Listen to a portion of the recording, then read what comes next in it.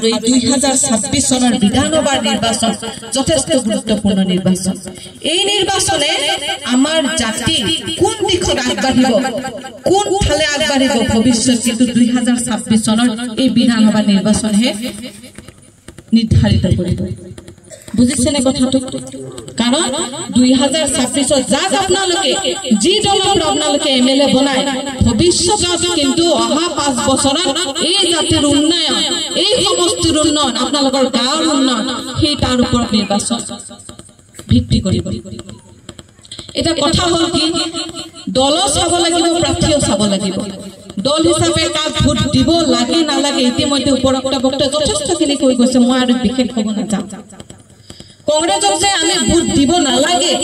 দল হিচাপেও বেয়া আৰু কংগ্ৰেছক লৈ পেলাই অহা দিনত যিগৰাকী প্ৰাৰ্থী আছে ভোট খেলিব সেইগৰাকী প্ৰাৰ্থী 10 বছৰৰ কাৰ্যকালটো আপোনালোকে দেখিছে ইতিমধ্যে ৰাইজে চাৰিওফালে এটা আৱাজ আহিছে যে এইবাৰ পৰিৱৰ্তন কৰিবই ৰাইজে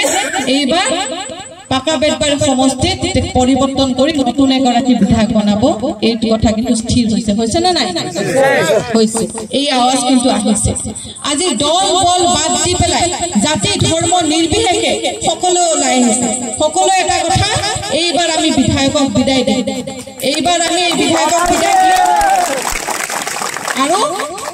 যি আমাৰ এই সমষ্টি হৈ কাম কৰিব যিটো দলে আমাৰ জাতি হৈ কাম কৰিব সেই দলক আমি নিৰ্বাচিত কৰিম আৰু আজিৰ এই সভাৰ এইখন মঞ্চই কিন্তু তাৰ প্ৰমাণ ইয়াতে ৰাইজৰ দলো আছে কংগ্ৰেছ কৰা কিছু আছে আৰু অন্যান্য দলৰ মানুহও আছে আৰু এই পৰিৱেশ সমগ্ৰ পাকা বেটবাৰী সমষ্টিত এই পৰিৱেশ যিসকলে কংগ্ৰেছ কৰিছে তেওঁলোকেও কৈছে যে আমি আৰু কংগ্ৰেছ নকৰো জাতি আমাৰ আগত যিসকলে বিজেপি এজেপি কৈ আছে তেওঁলোকে কৈছে এই সমষ্টিত বিজেপি এজেপি কৰি লাভ নাই আমাৰ জাতিৰ কথা চিন্তা কৰিব লাগিব গতিকে আমি তালাচবিত ভিত্তিত যিসকলে ৰাইজৰ দল কৰি আছে বা অন্যান্য দল কৰি আছে তেখেতসকলে কৈ আছে যে ইয়াতে হয় ইউটিউব জিকিব লাগিব আৰু ৰাইজৰ হৈ কাম কৰিব জাতিৰ হৈ কাম কৰিব গতিকে আমি সকলোৱে তালাচবিত ভোট দিম এই কথা হ'ল পাকা বেটবাৰী সমষ্টি প্ৰত্যেকটো চুকে কোণে এই আৱাজ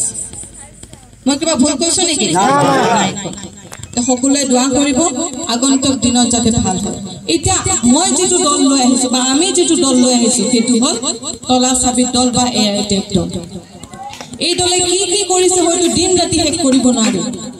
গতিকে ৰাতি বহুত হৈছে মই বেছি দীঘলীয়া নকৰো কেৱল মাত্ৰ দুটা উদাহৰণ দি আপোনালোকৰ ফালৰ পৰা বিদায় দিম এই যে এআইটিএফ দল আহা 20 বছৰ হৈছে এই 20 বছৰ ধৰি কিন্তু আমাৰ এই সংখ্যালঘু জাতি জনগোষ্ঠীৰ বাবে নিৰন্তৰভাৱে চেষ্টা কৰি আছে যে এই জাতি কি ধৰণে উন্নয়ন কৰিব পাৰে কাৰণ যিয়ে আহিছে সিয়ে ভোটটো লৈ গৈছে গতিকে এটাই চিন্তা কৰিছে যে আমাৰ এই জাতিক যদি আমি হাতত কলম তুলি দিব পাৰো কিতাপ যদি দিব পাৰো প্ৰত্যেকৰে হাতে হাতে তেতিয়াহ'লে কিন্তু ভুল বুজাই মানুহ কিতাপ ভোটটো লৈ যাব নোৱাৰে যাৰ বাবে মই সেইকাৰণে এটা সৰু উদাহৰণ দিওঁ যে আমি সকলোৱে কিন্তু নামাজ পঢ়ো তাই না নামাজ পঢ়ো আমার বাপ চাচা হতে বা মা খালা ফুফু সবেই নামাজ পড়ি আমরা তাই না নামাজ পড়লে দোয়া চাই আমরা কি চাই আমরা কি চাই কোন চাই আপনারা হ্যাঁ আল্লাহ আমাকে রাস্তাটা বানায় দেন কই কি কই আপনারা উত্তর দিলেন আল্লাহ আমাকে রাস্তাটা করে দেন কই না কই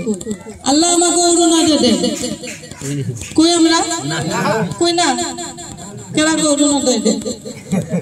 আল্লাহ আমাকে 2000 টাকা দিয়া দেন কই কি কিন্তু আমরা একটা কথা কই যে আল্লাহ আমাকে পয়পুলানের মানুষ বানায় দেন যে সময় নামাজ পড়ি এই কথা বছরে একবার হলে মাসে একবার বা সপ্তাহে একবার হলে বা কেউ দৈনিক কই না গতিকে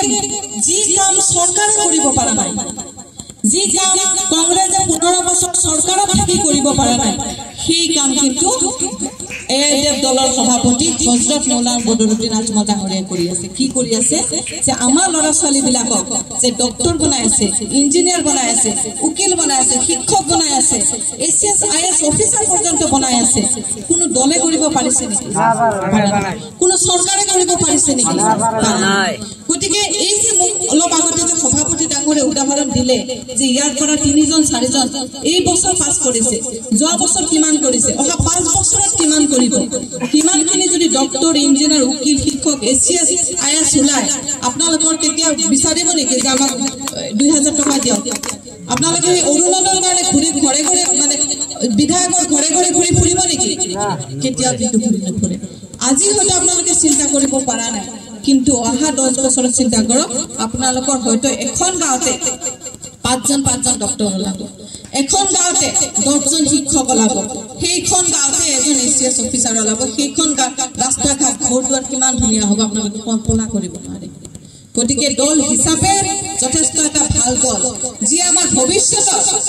মানুহ বনাম বুলি আশা কৰিছে, যি আমাৰ ভৱিষ্যত সুৰক্ষা কৰি আছে। গতিকে সেই দলক আমি এইবাৰৰ কাৰণে অন্তত সকলোৱে দলে বলে মিলি ভোট দিয়া বা সমৰ্থন কৰা কিন্তু আমাৰ প্ৰয়োজন আছে নে নাই?